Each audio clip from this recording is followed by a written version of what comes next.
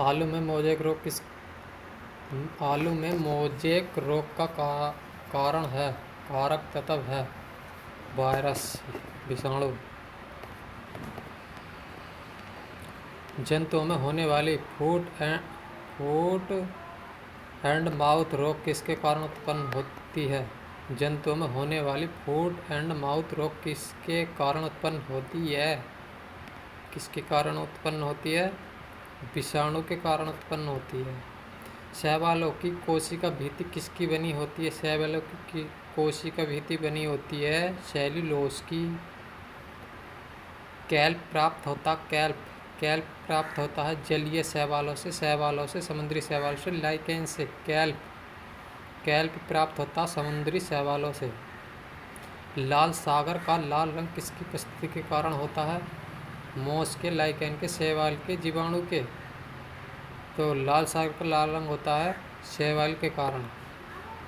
अगर किससे प्राप्त होता है? अगर प्राप्त होता है मोस से, कवक से, जीवाणु से, शैवाल से। अगर प्राप्त होता है शैवाल से। वनस्पति विज्ञान की वह शाखा जिसके अंतर्गत कवकों का अध्ययन किया जाता कहलाती है। कवकों का अध्ययन किया जाता है वह कहलाती है शाखा माइकोलॉजी।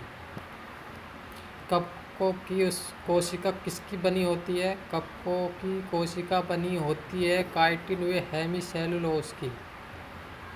सभी कवक सहदेव होते हैं मृतजीवी, परजीवी, विविध पोषी, स्वपोषी। सभी कवक होते हैं परपोषी, विविध पोषी। वृक्षों की छालों पर उगने वाले कवक क्या कहलाते हैं? ज़ूफिलस, कोर्टिकोलस, कोफ्रीफिल्स, साइकिस्कोलस। तो ये कहलाते हैं कोर्टिकोलस। गोबर पर उगने वाले कवक क्या कहलाते हैं? सॉक्सिकोलस, ज़ूफिलिस, टर्रिकोलस, कोफ्रीफिल्स। तो गोबर पर उगने वाले कवक कहलाते हैं कोफ्रोफिल्स। निम्न में से किसमें कैलोरोफिल नहीं होता? कवक में, शैवालों में, ब्रायोफाइट, टेरिडोफाइट। तो किसमें नहीं पाया जाता कैलोरोफिल? कवक में। खाली चट्टानों पर उगने वाले लाइकेन को क्या कहा जाता है? परमेलिया, सैक्सिटिलिस, सैक्सिकोल्स। इनमें से कोई नहीं। खाली चट्टानों पर उगने वाले लाइकेन कहलाते हैं सैक्सिकोल्स। जापान में लोग किस लाइकेन को सब्जी के रूप में खाते हैं? रोसेल को, इंडोकार्पन को, परमेलिया को, ये सभी। तो ये इन्हें खाते हैं इंडोकार्पन को। मिर्गी की औषधि किस लाइकेन से प्राप्त होती है? रोसेल से, लैकोनेरा से, इंडोकार्पन से, परमेलेरिया से। तो ये मिर्गी की औषधि प्राप्त होती है परमेलेरिया से।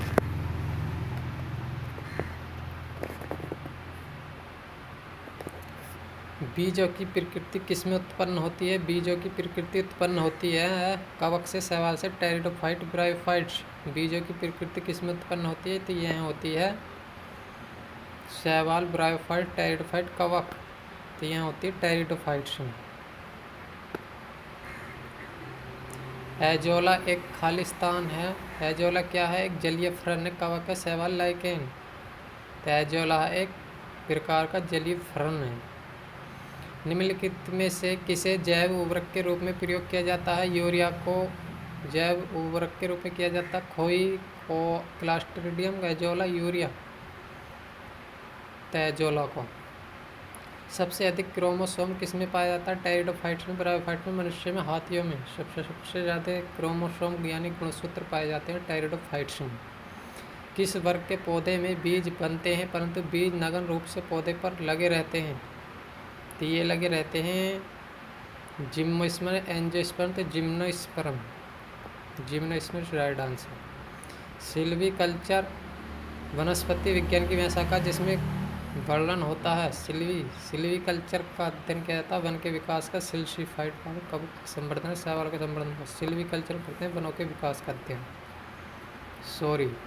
सिल्वीकल्चर के अध्ययन करते हैं शैवालों के संवर्धन का अध्ययन। प्रोटीन जो कोशिका के भीतर उपयोग की जाती है किसके द्वारा संश्लेषित होती है? प्रोटीन जो कोशिका के भीतर उपयोग की जाती है किसके द्वारा संश्लेषित होती है? अंतःप्रेत जालिका के द्वार गोली द्वारा, मुक्त राइबोसोम द्वारा, बद्धित राइबोसोम द्वारा, मुक्त राइबोसोम द्वारा। निम्न में बैक्टीरिया से फैलने वाली बीमारी है चेचक, तपेदिक, मम्स, पीलिया बैक्टीरिया यानी जीवाणु से होने वाली बीमारी है। चेचक वायरस से होती है। तपेदिक इज राइट आंसर। चेचक बैक्टीरिया, वायरस, जीवाणु चेचक से होता है। मूल अंकुर के अतिरिक्त पौधे के किस भाग में से विकसित होने वाली जड़ें कहलाती है? अवस्तंभ मूल, तंतु मूल, अवस्थानिक मूल, अवस्थानिक मूल।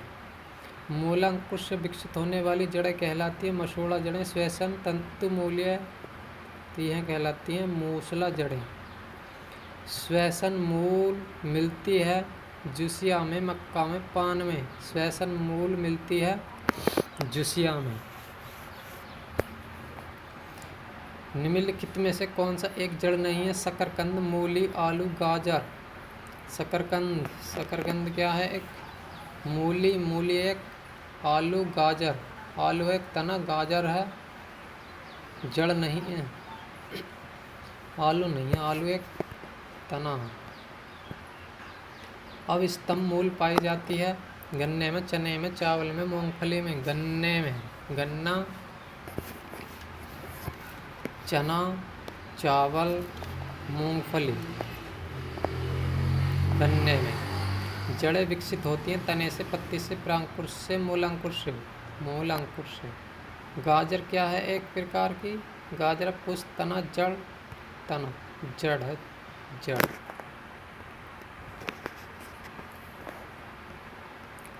बरगद के पेड़ के तने से लटकने वाली मोटी जड़ें कहलाती हैं वायवीय मूल, आरोही मूल, स्तंभ मूल, वलयाकार मूल।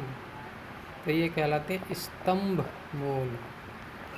पेड़ में निम्नलिखित में कौन सा हमेशा रहता है? पत्ती, जड़, कलियां, टहनियाँ। तो क्या रहता है पेड़ में? निम्नलिखित में कौन सा ना? जड़। आलू का खाने योग्य भाग होता है स्टेम यानी तना। नागफनी में प्रकाश संश्लेषी कार्य होता है पर्णकाय द्वारा, संश्लेष द्वारा, धनकन द्वारा, कोई नहीं। तो नागफनी में प्रकाश संश्लेषण होता है पर्णकाय स्तंभ द्वारा। निम्नलिखित में तो एक तना है, कौन एक तना है? गाजर, मूली, आलू, ये सभी। आलू एक तना है। आलू भूमिगत रूपांतरित तना होता है जिसे कहा जाता है धनकन, कंद कहा जाता है। हल्दी के पौधे का खाने योग्य भाग है प्रकंद, कंद, जड़, फल, प्रकंद। अदरक क्या है? एक प्रकार के राइजोम। प्याज किसका परिवर्तित रूप होता है? स्टेम तने का। वे पौधे जिनमें कभी पुष्प नहीं बनते क्या कहलाते हैं? जिनमें पुष्प नहीं बनते क्या कहलाते हैं? Cryptogams, gymnosperm, cryptogams. संसार का सबसे बड़ा पौधा किसके द्वारा उत्पन्न होता है? लोरेंथस द्वारा, रेफ्लेशिया द्वारा, रेफ्लेशिया द्वारा। संसार का सबसे छोटा पुष्प है, सबसे बड़ा हो गया रेफ्लेशिया, सबसे छोटा हो गया बोल्फी।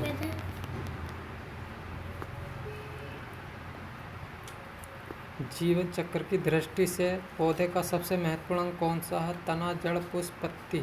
पुष्प। कौन एक जीवित जीवाश्म है? जिंको साइक्वाइनिस। दमा एवं काली खांसी के रोग में काम आने वाली औषधि इफेड्रिन किससे प्राप्त की जाती है? इफेड्रा से।